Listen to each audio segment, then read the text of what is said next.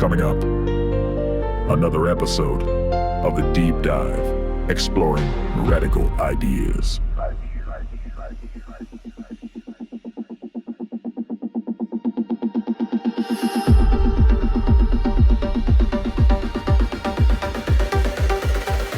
A podcast produced by Bob Rash.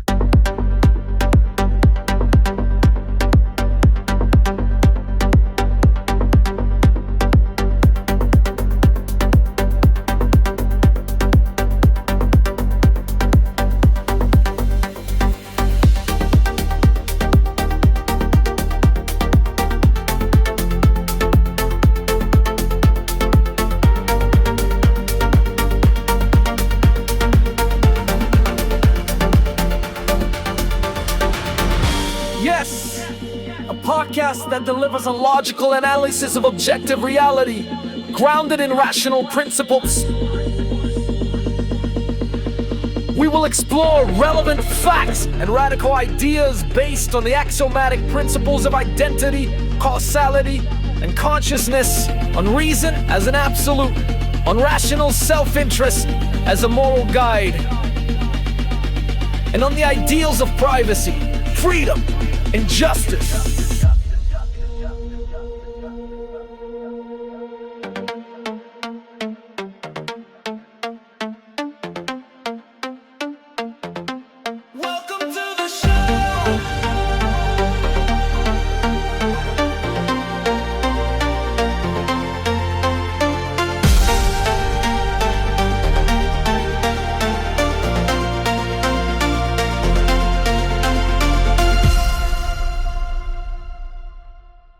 Imagine this with me for a moment. A seemingly straightforward diplomatic encounter. Two world leaders, perhaps at a summit, hands clasped in what appears to be nothing more than routine protocol. Just a customary gesture of international relations, right? But what if, according to one really provocative argument, that seemingly innocuous moment wasn't simple at all? Okay. What if, instead, it represented a profound political and moral choice that, in the author's view, resonates deeply with some of the darkest, most terrifying chapters in human history? Wow. That's the powerful, almost unsettling scene we're stepping into today, the kind of moment that forces us to re-examine our assumptions about geopolitics. It's a striking image indeed, and it certainly sets an immediate, highly provocative tone for this entire discussion. The very idea that a single handshake could carry such immense historical weight, Right. drawing a direct line to periods of unimaginable conflict and profound moral compromise, is clearly designed to make anyone pause and really, consider its implications. It pushes you to look beyond the surface. Absolutely, and that powerful assertion is right at the very core of our deep dive today. We're plunging into a truly thought-provoking piece by Roberto Rachelsky, found on his Substack page, which he boldly titled, "Is Iran the Nazi Germany of the 21st Century?" A very bold title. It is. And our mission. To meticulously unpack Rachelsky's arguments, to examine the startling and frankly often unsettling parallels he draws between modern-day Iran and Nazi Germany, and to really explore his concept of appeasement, both in its chilling historical context and how he sees it playing out in the intricate web of contemporary international relations. We're here to give you that shortcut to understanding, extracting the key insights from his compelling, if controversial, work. That's precisely it. Every insight, every argument we'll discuss and dissect today comes directly from Rachelsky's writing on his Substack. Right. Our aim is to provide you, the listener, with a concise yet exceptionally thorough understanding of the arguments he presents, saving you the time and effort of sifting through extensive material yourself. And he definitely has a strong viewpoint. Oh, absolutely. He certainly doesn't shy away from strong declarations, and his perspective, as you'll soon hear, is one that demands careful and considered attention. It challenges deeply held assumptions about diplomacy and engagement. Okay, let's really unpack this. Rachelsky wastes absolutely no time getting to his central assertion, the catalyst for his entire argument.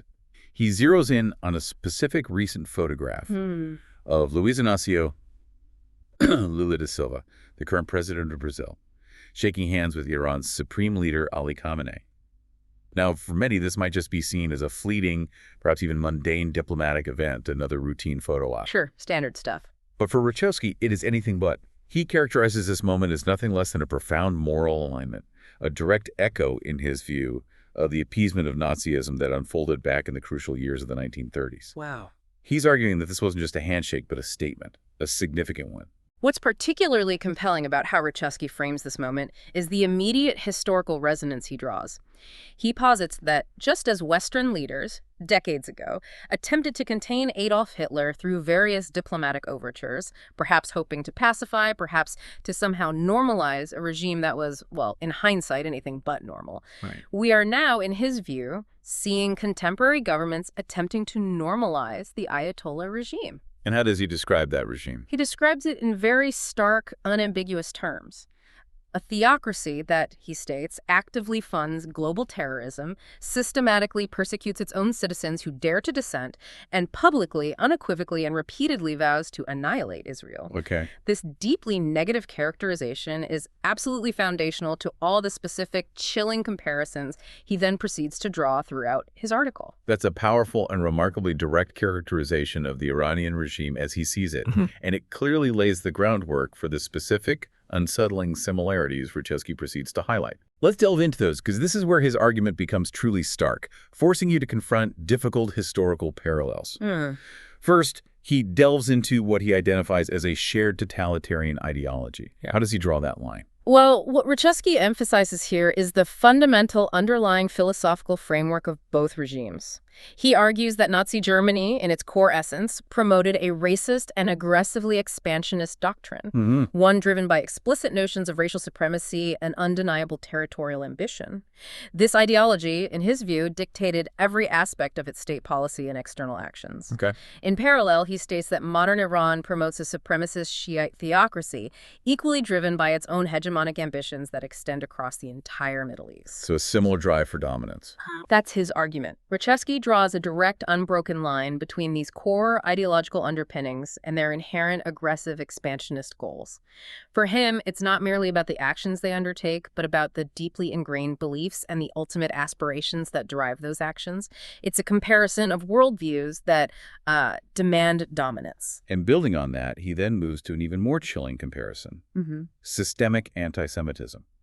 Given the historical context, this is a truly heavy point to raise. Oh, absolutely.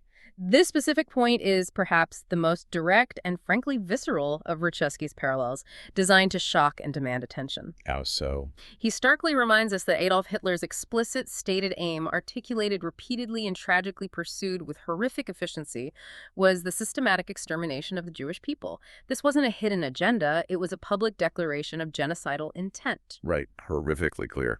Similarly, Reshevsky states that the Iranian regime openly and repeatedly declares its intention to wipe Israel off the map. He emphasizes that this isn't a subtle hint, a coded message, or a matter of misinterpretation. No ambiguity there, in his view. None in his reading. It is a direct, publicly stated genocidal intent against a sovereign nation and its people. This directness, he suggests, makes the comparison all the more chilling, and in his view, demands a particular kind of urgent attention and decisive response from the international community. The historical echoes here are undeniably strong and unsettling. When you lay it out like that, the directness of that stated intent from both regimes, as Reshevsky presents it, really does hit hard. It forces you to consider the weight of such declarations. It does. Next, he brings up what he calls their shared reliance on propaganda and a death cult. How does he describe those shared tactics? This is where Reshevsky delves into the deeper psychological and societal manipulation aspects of both regimes. He argues that both Nazi Germany historically and the Iranian theocracy in its current form have employed and continue to employ massive and pervasive propaganda apparatuses. Okay, controlling the narrative. Exactly, but more than that. This isn't just about controlling information or shaping public opinion in a general sense, he suggests. It's about systematically shaping an entire society's worldview from the earliest possible age. So, indoctrination from childhood. He specifically points to the deliberate and widespread practice of child indoctrination as a key tool in both contexts. He also highlights the glorification of martyrdom, where self-sacrifice for the state or the cause is held up as the ultimate ideal. A sort of culture of sacrifice. Precisely. His analysis suggests that these psychological and societal manipulation tactics are used to foster a pervasive willingness for self-sacrifice, where individuals are conditioned to readily give their lives in service of the state's ultimate goals, creating what he very deliberately terms a death cult. Wow. It's about total ideological control from the cradle to the grave. That sounds like a profound and deeply disturbing level of social engineering and control over a populace. Yeah. And finally, he highlights similarities in their paramilitary forces. What's his argument there? Yes, this is a crucial structural comparison for Reshevsky, and it speaks to the very nature of power within these regimes. He points to the SS in Nazi Germany, describing it as a force that wielded immense political, military, and economic power, often operating not just alongside, but crucially, often above the official state apparatus. Like a power unto itself. Exactly. The SS was a party-affiliated army that superseded traditional governmental control. He then draws a direct parallel to Iran's Islamic Revolutionary Guard Corps, or IRGC, stating that it holds similar unchecked power, often operating with an authority that fundamentally transcends the official governmental structures. The IRGC, in Reshevsky's view, functions as the ideological guardian of the regime, deeply intertwined with economic and political life. So this idea of a state within a state. Reshevsky's analysis here focuses precisely on that concept. A state within a state, where a powerful, ideologically aligned military force effectively supplants or overrides the national authority, creating a parallel and deeply influential power structure that dictates much of the country's direction. Wow. So Reshevsky is essentially arguing that these aren't just superficial resemblances or convenient analogies, but deeply embedded structural and ideological similarities that reflect the fundamental nature. That seems to be his core assertion, yes. For you, the listener, consider the sheer weight of these comparisons. Why might Reshevsky present these parallels, even if they are unsettling or highly controversial, as absolutely vital for truly understanding the current geopolitical landscape and, more specifically, the very nature of the Iranian regime? It forces us to ask whether the echoes of history are merely coincidental or if there are profound recurring patterns in how certain regimes operate. It's a powerful challenge to conventional diplomatic thinking. It's the very core of his argument, isn't it? He's urging us to look beyond immediate headlines and consider what he believes are the enduring ideological and operational similarities. Definitely gives you pause. Now, shifting our focus, Reshevsky then turns his attention to the concept of appeasement itself, first through an American lens, using compelling historical context from World War II to frame his modern-day critiques of international policy. Okay, so let's talk about the U.S. perspective. He starts by reminding us of the United States' stance in 1939, right as World War II was igniting. Right. He notes that the U.S. was largely isolationist, despite the escalating conflict in Europe. President Franklin D. Roosevelt, he says, was notably hesitant to intervene, acutely wary of potential domestic political backlash. Yeah, the public mood was very much against getting involved. And the deep-seated American reluctance to be drawn into another European war.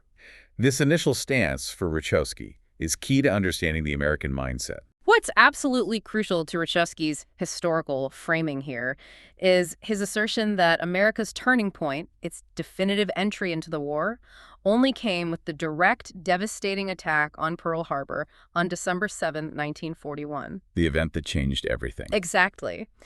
And importantly, he points out that just 4 days later, Nazi Germany itself declared war on the United States. He explicitly states that America entered the war not out of abstract altruism or a preemptive strike against aggression, but out of direct self-interest, essentially. Because it was directly attacked and its sovereignty was profoundly threatened. That's his interpretation. This perspective is vital to his later comparisons. He also highlights that until that pivotal moment, Britain stood virtually alone against Hitler, facing the Blitz, enduring the Blitz and facing the full might of the Nazi war machine with little direct external support. And he reminds us of something often forgotten, as he puts it, the historical collusion embedded in the Molotov-Ribbentrop Pact, signed on August 23, 1939. The Nazi-Soviet Pact, right? Yes, this was a non-aggression treaty between Nazi Germany and the Soviet Union that included secret protocols carving up spheres of influence in Eastern Europe, most notably Poland. A deeply cynical deal. Absolutely. Under this pact, the Soviet Union remained an ally of Nazi Germany. Germany invaded Poland on September 1st, and the USSR followed on September 17th, jointly dividing the country. This historical backdrop, especially the idea of a powerful nation standing in isolation against a formidable ideological foe, sets the stage for his modern parallels concerning Israel. So he uses that specific historical narrative, the U.S. entering the war only after a direct attack, and Britain standing alone to draw a direct, stark line to today's situation, particularly regarding Israel. That's the connection he makes. He contends that Israel stands nearly alone in facing the Iranian regime, echoing, in his view, Britain's precarious isolation against Nazi Germany before the U.S. entered the war. Precisely. And this is where he identifies a key, indeed a missing element, in the modern scenario that, for Chomsky, perpetuates a dangerous pattern. The absence of a singular, undeniable Pearl Harbor event that forces the West into decisive, unified action against Iran. No single catalyst. Right. He argues that because there hasn't been one clear, unprovoked attack on a Western power of that magnitude by Iran directly, the West remains in a state of, well, diplomatic paralysis in his view. Instead, he observes what he perceives as a striking and deeply troubling contradiction. Many condemn Israel's retaliation against the April 2024 Iranian missile attack, effectively treating self-defense as if it were a crime. Well, that's a strong claim. It is. Wachowski strongly argues that this lack of a clear, undeniable catalyst for intervention, coupled with this critical view of Israel's entirely defensive actions, deeply contributes to what he terms the ongoing appeasement mindset in the West. He sees a reluctance to act born out of a lack of direct personal threat to the West itself. That's a very pointed critique, suggesting a double standard in how self-defense is viewed depending on the actor. And he doesn't stop there. He dives into specific historical and modern examples of what he sees as appeasement policy. Yeah, he gets specific. Starting, as many historical analyses do, with the infamous Munich Agreement of 1938. Yes, Munich. He describes in stark terms how British Prime Minister Neville Chamberlain signed that agreement, famously declaring peace for our time, effectively handing over the Sudetenland region of Czechoslovakia to Hitler. A moment etched in history. Absolutely. This was done under the premise that it would sate Hitler's territorial ambitions and prevent a wider war. But Reshevsky quickly notes that history proved Chamberlain tragically wrong, as Hitler broke that promise within months, engulfing Europe in conflict. A cautionary tale. For Reshevsky, it serves as the archetypal, devastating example of appeasement, sacrificing long-term security for short-term, illusory peace. And he draws a direct, unbroken line from that historical moment to the Iran nuclear deal, the Joint Comprehensive Plan of Action, or JCPOA, in 2015 under President Barack Obama. How does he connect those? He argues that the JCPOA, which promised to restrict Iran's nuclear program in exchange for significant sanctions relief, continued this dangerous pattern of appeasement. In what way, specifically? Reshevsky asserts that as a direct result of this deal, the Iranian regime received billions of dollars in unfrozen assets and economic benefits, which he claims they immediately leveraged. So the funds weren't used for, say, domestic good? Not according to Reshevsky. Far from being contained, he states that Iran expanded its regional influence by funding proxies and terrorist organizations, retained and even developed its missile stockpiles, and crucially, continued funding terrorism globally. So his view is it empowered them. Yes. He paints this as not just a policy failure, but a catastrophic failure rooted in the same appeasement mindset that characterized Munich, providing resources to an entity that, in his view, has no intention of being a responsible global actor. So then, what about President Donald Trump's approach? He famously withdrew from the deal in 2018. Surely that was a break from appeasement, according to Reshevsky. Well, while Trump did indeed withdraw from the JCPOA, which Reshevsky acknowledges, he critiques Trump's administration as well. Oh, interesting. How so? Stating that Trump failed to enforce a true break with the appeasement mindset. Reshevsky's reasoning is that while the deal was abandoned, Trump imposed no military consequences for Iran's aggression. Meaning? He suggests that without direct military deterrence or punitive action following Iran's continued malign activities, like its support for regional proxies, its missile development, or attacks on shipping, the fundamental approach, even in withdrawal, remained one of a passive appeasement, albeit without the explicit diplomatic agreement. So sanctions weren't enough in his view? The financial sanctions alone, in Reshevsky's view, were insufficient to alter Iran's behavior fundamentally. He wanted more direct consequences. And President Joe Biden's policy? Does Reshevsky see a different path there? Reshevsky notes that President Biden, in turn, has resumed negotiations and has explicitly shown a willingness to rejoin the JCPOA or a similar revised agreement. Despite ongoing issues? Despite what Reshevsky describes as Iran's ongoing violations and continued aggressive actions. So, in Rachevsky's view, across multiple U.S. administrations, despite changes in party and specific policy, the underlying pattern of appeasement persists. And he brings it all together with a very direct and damning conclusion on U.S. policy. He states, and I'm quoting him directly here, "The same mistake Chamberlain made is being repeated in Washington. New names, same result. Time and resources handed to an avowed enemy of Western civilization." Oh, that's blunt. It's a powerful and unflinching indictment of what he sees as a recurring diplomatic failure. That's a truly powerful and uncompromising summation of his view of U.S. foreign policy across different administrations. For you, the listener, consider Rachevsky's stark argument that regardless of which administration is in power, this pattern of appeasement, as he defines it, seems to persist. What profound implications might such a pattern have for global stability, especially when dealing with the regime characterized as he describes Iran? It certainly makes one deeply ponder whether history truly repeats itself, or if we are simply deaf to its echoes, destined to repeat similar errors. He certainly leaves us with much to ponder regarding the long-term impact of diplomatic choices. And Rachevsky expands this critique beyond the U.S., offering Brazil as another complex case study in what he calls moral ambiguity and appeasement. Back to Brazil. Yes, drawing unsettling parallels between its historical and current foreign policy stances. Okay, so let's look at Brazil's history again. He delves into Brazil's historical context with Getúlio Vargas and the Axis powers. Right. He notes that Brazil only broke ties with the Axis powers as late as 1942, and even then, it was primarily under significant pressure from the U.S. after German submarine attacks began targeting Brazilian ships. Not exactly a principled stand, he implies. This wasn't, in his view, a proactive moral stand. What Rachevsky highlights about Vargas's leadership throughout the 1930s is a deliberate policy of what he terms calculated ambiguity in Brazil's foreign relations. Calculated ambiguity, meaning Yeah. playing both sides. Essentially, yes. Vargas intentionally maintained strategic uncertainty in his international dealings, cultivating what Rachevsky describes as strong trade relations with Nazi Germany during this critical period. This economic engagement, he suggests, was a significant form of tacit support. And domestically.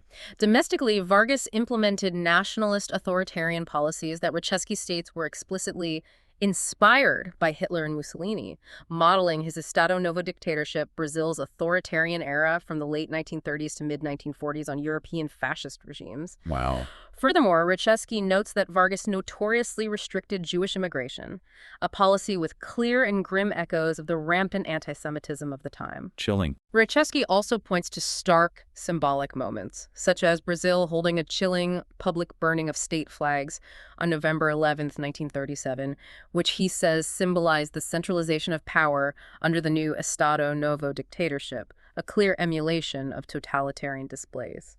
And he even points to a specific, tangible example of Nazi presence and diplomatic engagement right there in Brazil itself, before the war truly began to engulf the world. Indeed.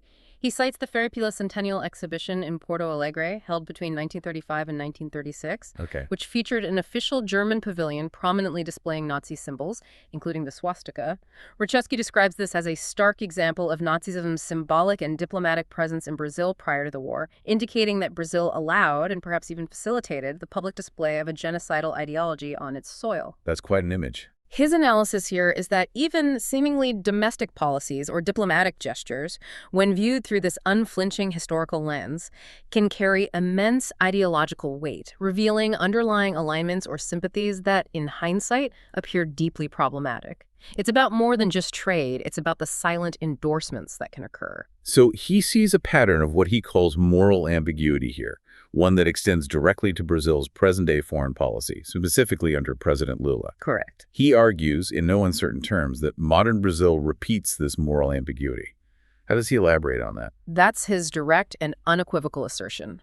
Rachevsky vehemently criticizes Lula's consistent refusal to condemn Iran for its actions, his routine and often sharp criticism of Israel. Which has been noted internationally. Yes, and what Rachevsky views as Lula's overt alignment with authoritarian regimes globally, all justified under the broad banner of multipolarity. Can you explain multipolarity in this context? Sure. It generally refers to a foreign policy approach seeking to distribute global power among multiple major states rather than concentrating it in one, like the U.S. Often it implies challenging the existing Western-led order. Got it. For Reshevsky, Lula's prominent handshake with Khamenei in Tehran was, as we mentioned earlier, not mere protocol, it was ideological alignment. He views it as a profound statement of political and moral choice, a deliberate signal of where Brazil stands on the global stage. And he emphasizes a very recent event that he finds particularly damning. Vice President Geraldo Alckmin's presence at the inauguration of Iran's new president, Masoud Pezeshkian, on July 29, 2024. Why is this event so significant to Reshevsky's argument? This is an absolutely critical point for Reshevsky, symbolizing in his view the very essence of Brazil's moral ambiguity.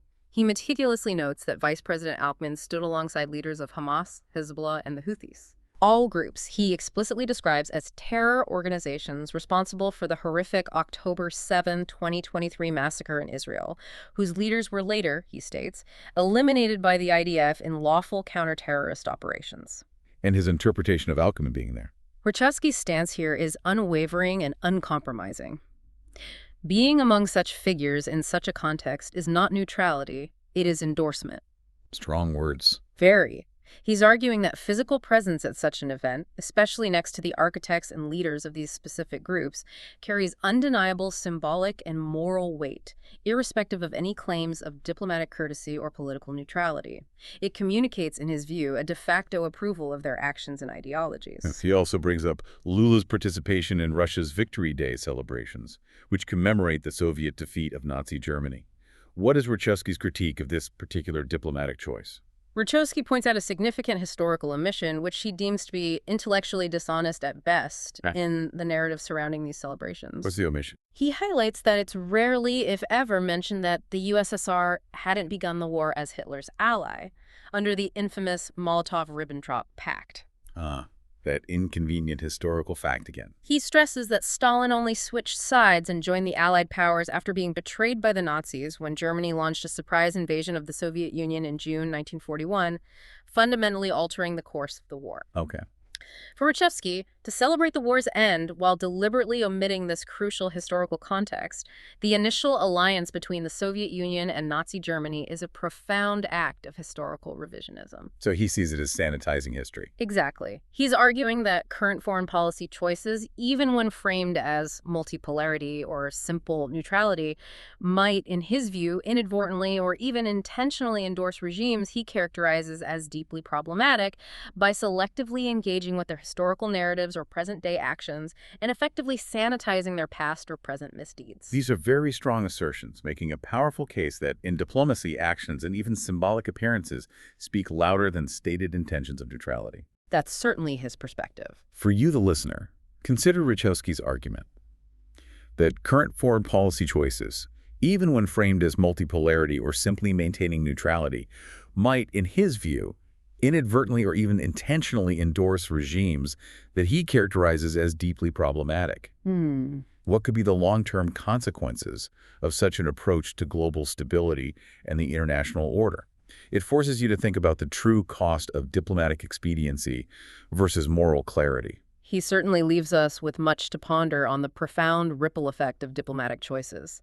And that brings us to Reshevsky's ultimate conclusion, where he outlines what he perceives as the existential stakes involved. Okay, the final argument. Framing the current global situation not merely as a geopolitical challenge, but as a profound moral war between civilization and barbarism. Civilization versus barbarism. That's quite a framing. It is. He delivers a truly dire warning, stating bluntly and with palpable urgency that history punishes those who ignore its lessons. A familiar refrain, but applied very pointedly here. Yes.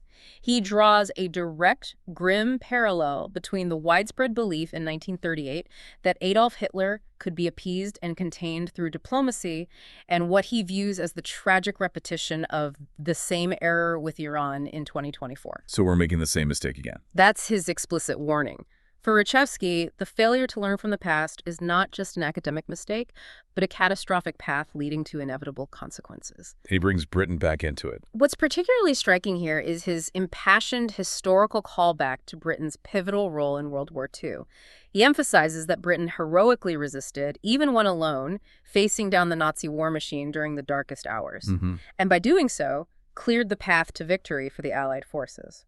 He then asserts that, today, Israel plays that role of indispensable resistance facing an existential threat. So Israel is the modern-day Britain in this analogy. That's the parallel he draws. Reshevsky concludes this section with a powerful and unambiguous statement on global accountability, asserting that the free world will be judged by how it responds to barbarism. It's not just a call to action, but a profound moral challenge, demanding a specific type of response from nations that claim to uphold civilized values.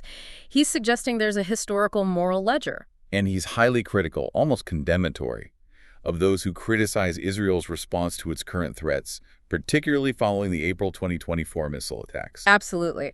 Reshevsky very powerfully argues that criticizing Israel's response to what he describes as an existential threat, including direct missile attacks from Iran itself and ongoing aggression from its proxies like Hamas, Hezbollah, and the Houthis, is precisely akin to criticizing Britain for retaliating against German air raids during the Blitz. During the Blitz, right. Which ravaged British cities between 1940 and 1941.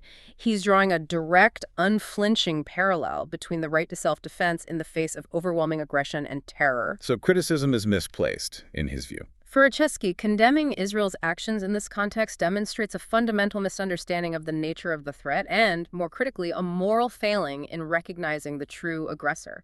And he issues what he clearly intends to be a severe, unforgettable, and stark warning about the implications of negotiating with Iran as if it were a normal state actor. His warning is absolutely unambiguous and designed to evoke the gravest historical fears.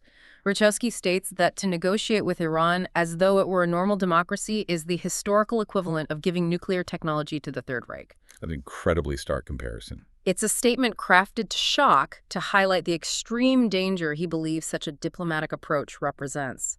He's arguing that the consequences of fundamentally misjudging the nature of the Iranian regime are not merely political, but potentially catastrophic. Yeah. Drawing on the most potent and terrifying historical analogy imaginable to underscore the gravity of his concern. For him, it's a gamble with global security. And he wraps up his piece with what he presents as a crystal clear moral imperative, leaving no room for interpretation. He leaves absolutely no room for ambiguity in his final, potent statements. Reshevsky declares unequivocally that the only moral response is the recognition of evil and its unconditional defeat. Unconditional defeat, not containment, not diplomacy. Unconditional defeat. This is not a call for nuanced diplomacy or strategic containment. It is a demand for absolute moral clarity and decisive action. And he ends his entire piece by stating, in bold capital letters, Israel must not be condemned. Israel must be supported as an irreplaceable ally. Wow. He's not just making a political argument here. He's delivering a profound moral declaration, urging the international community to align itself unequivocally against what he defines as barbarism, and to stand in unwavering solidarity with those like Israel, who he sees on the front lines of this moral struggle. This is a truly stark, uncompromising, and deeply moralized view that Reshevsky presents, framing geopolitics in almost biblical terms. It certainly is. For you, the listener, consider the profound implications of his argument. He frames the current situation not just as a complex geopolitical challenge, but as a moral battle between civilization and barbarism, urging the global community to consider its fundamental responsibility in confronting what he defines as evil. It's a lot to take in, and it forces a reckoning with historical choices and their echoes in the present, demanding you pick a side, or at least acknowledge the stark choices he presents. Indeed. We've certainly taken a deep dive into Roberto Reshevsky's thought-provoking and intensely argued article, Is Iran the Nazi Germany of the 21st century? We have. Meticulously dissecting his striking parallels between the Iranian regime and Nazi Germany. We've also thoroughly examined his pointed critique of historical and contemporary appeasement policies, drawing on powerful examples from both the U.S. and Brazil. Right, covering a lot of ground. And recalling the specific historical details he uses to bolster his claims, from the Molotov-Ribbentrop Pact and the Munich Agreement to the policies of Getulio Vargas and Luis Inácio Lula da Silva. He paints a consistent picture of a dangerous historical pattern. Reshevsky ends his piece with a stark, almost unyielding call for the unconditional defeat of what he terms evil. Yes, that final call. For you, the listener, what does this concept of unconditional defeat truly mean in a complex and often messy geopolitical landscape, especially when considering the historical lessons of both diplomacy and conflict? It's a tough question. How does one balance the pursuit of peace, which often requires negotiation and compromise, with the recognition of evil, as Reshevsky defines it, and the intricacies of modern foreign policy? It's a question that certainly stays with you long after the article is read, prompting a profound reevaluation of how we approach global challenges.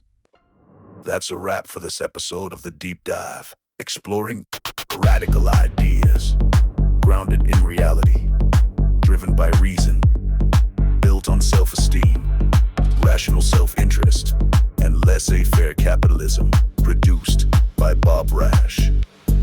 We'll be back.